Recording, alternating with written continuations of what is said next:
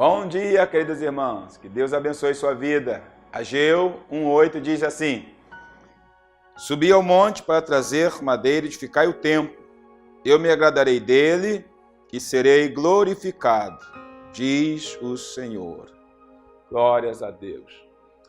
Quando o povo retornou a Jerusalém, eles vieram com uma incumbência, que era reconstruir o templo do Senhor. E depois de algum tempo na terra, de volta à terra de onde haviam sido tirados, eles lançaram os alicerces, se prepararam para reconstruir o templo. Só que durante o processo enfrentaram muitas dificuldades. Os inimigos vizinhos a Israel, aos judeus, se levantaram com muita resistência para tentar impedir que o templo fosse reconstruído. E eles conseguiram, por um período, fazer com que a obra fosse interrompida, e esta ficou parada por 15 anos.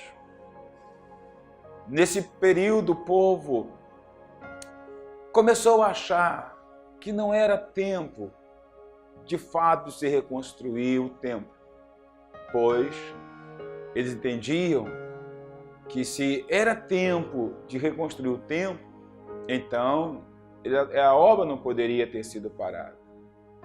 Mas eles pegaram todo o material que tinham separado para o templo e começaram a usar em benefício próprio.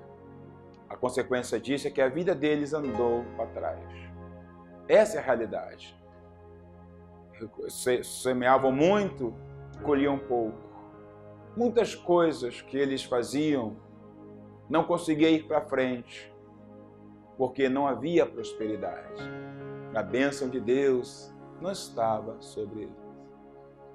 Mas Deus, na sua misericórdia, levantou Ageu para falar com o povo, e também Zacarias, que eles deveriam voltar e reconstruir o templo, esquecer todo o passado, voltar às matas, pegar madeira, preparar todo o material novamente e pôr a mão arado.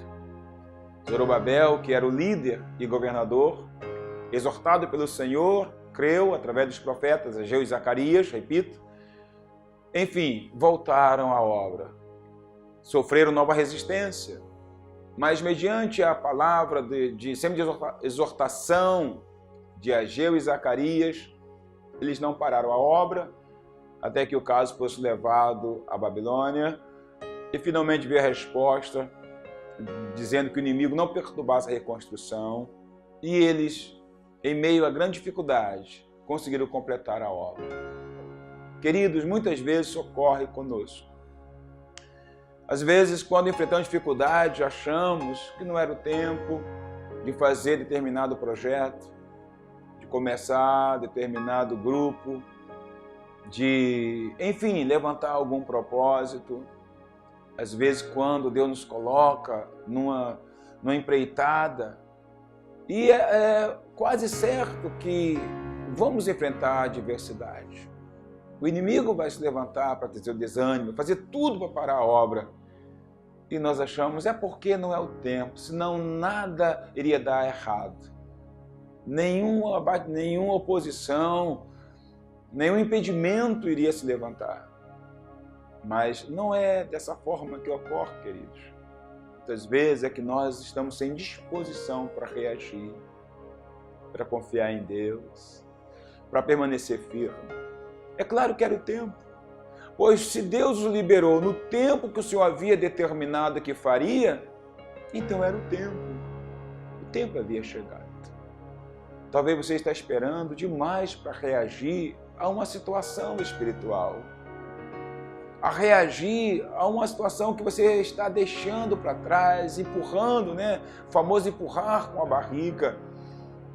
Se Deus se a graça já te alcançou, se muitas coisas já foram feitas, se Deus já fez grandes coisas na sua vida, já libertou você de determinadas circunstâncias, talvez você esteja olhando demais, querendo ouvir de Deus aquela voz como que você está me ouvindo agora. E apesar de Deus poder falar assim, eu penso que a maioria das vezes falta-nos a disposição para crer, se levantar. Na segunda vez que o inimigo se levantou contra eles para tentar parar a obra novamente, o texto vai dizer, no livro de Esdras, que eles não pararam, que os olhos de Deus estavam sobre eles.